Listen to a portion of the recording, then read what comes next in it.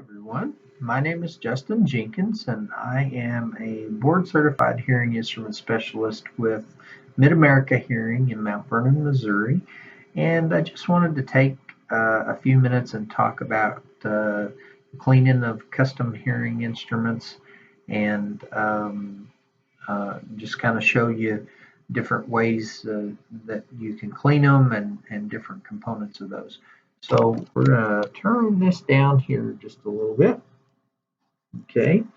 And what we have an assortment of custom hearing instruments. You can have large ones like these that are um, uh, full shell hearing instruments, or you can have um, canal instruments or in the ear style hearing instruments. You can have completely in the canal or CIC hearing instruments that are much smaller and but essentially they're all the same as far as the components that they have. Just they may look a little bit different.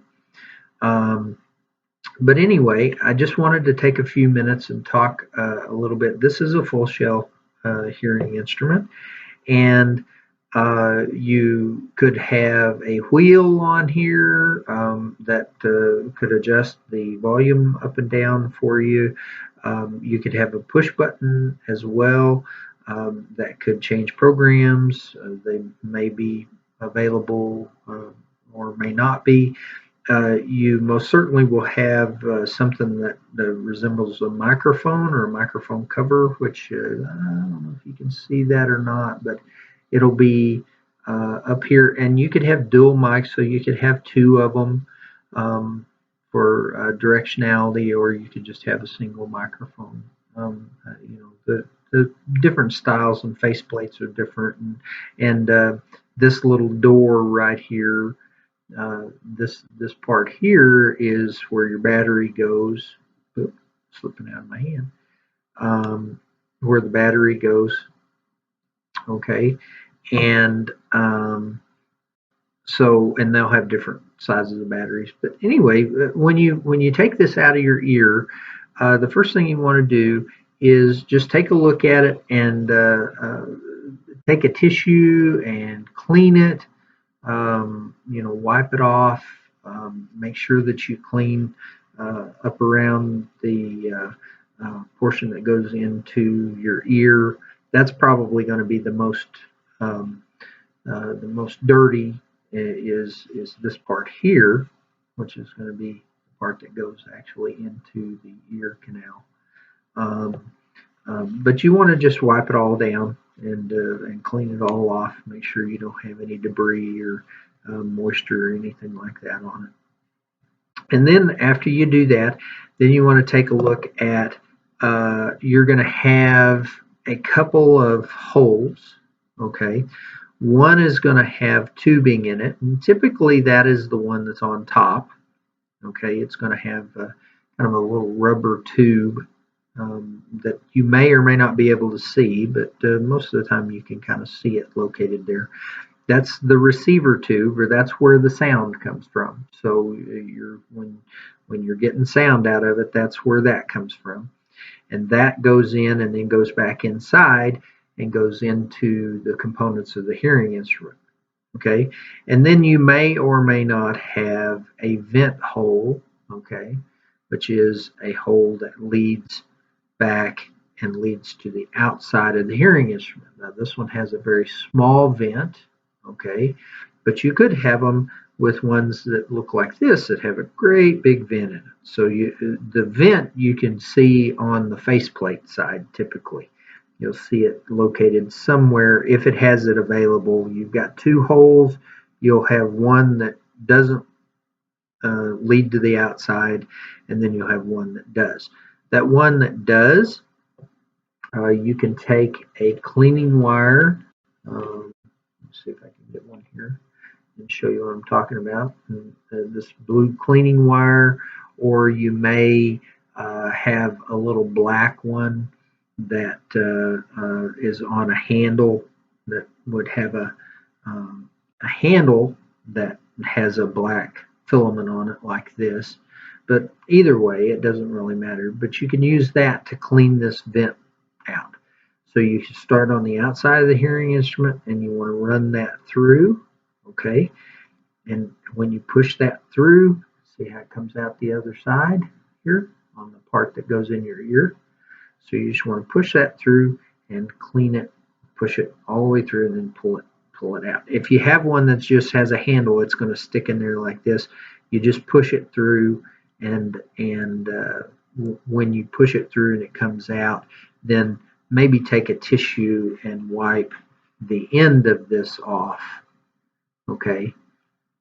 You take it and wipe the end of it, and then you'll have to pull it back. But you don't want to push it in and pull it back like this, because essentially what you're going to do is push it in and then you could pull debris back in the hole. So if you push something through, then take it, wipe it off, okay, and then pull it back through, okay? And then if you have a larger hole like that, you can do the same thing. So you can take this and just run it through and make sure that you work it around, clean any debris and stuff like that, and then once you get it clean, pull it all the way through like that. Okay. All right. And then you can take, now you can get with your hearing instruments, a lot of times you'll get a little brush, or you can use a soft bristle toothbrush if you want. I recommend a soft bristle one, okay?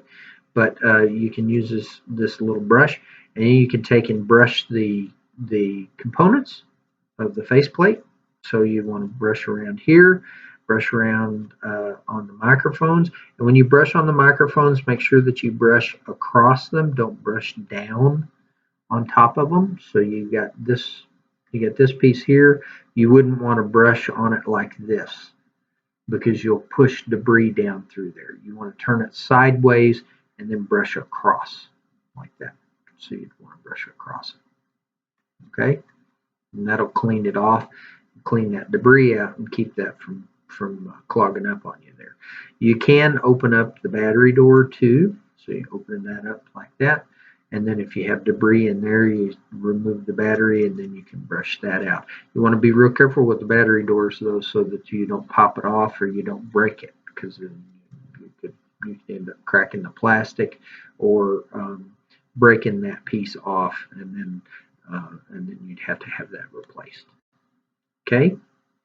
On the smaller ones, as you get down here, like see, you've got this canal instrument here. It has a wheel on it and a microphone, and the battery door is similar to this. This has one as well. But then when you get down to a canal instrument, which is typically very, very small, they just fit in your ear and they're very small, then you'll just have your battery door, and then you'll have the microphone cover, and you may have a switch on here, some kind of a push button, possibly you may not, okay? But either way, and then like on this one here, see, it's so small, it doesn't even have a vent.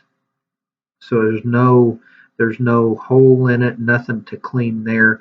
So on this one, you would just want to make sure that you brush it off, or wipe it off. I'm sorry. And you can take a brush and brush it, clean it like that. And it's going to have a much, much smaller battery. Like, see, you can look at this one. That's a size 10 battery compared to this one over here that holds a size 13. So considerably larger battery. Okay, and one other thing is on these, you may have a pull string like this one here. Okay, that's a little removal string that makes it a whole lot easier to grab a hold of. Some have them, some don't. That's kind of a personal preference. But on these little small ones, you may have that. If that breaks off, you want to make sure that you let somebody know and take it to your provider. They may be able to replace that or repair it for you. But you just want to make sure that you take good care of that and make sure it's on there if you need it. Okay? And well, I hope this has been a help. And if you have any questions, you're more than welcome to call us here at Mid-America Hearing Center in Mount Vernon, Missouri, or contact your local provider. Thank you.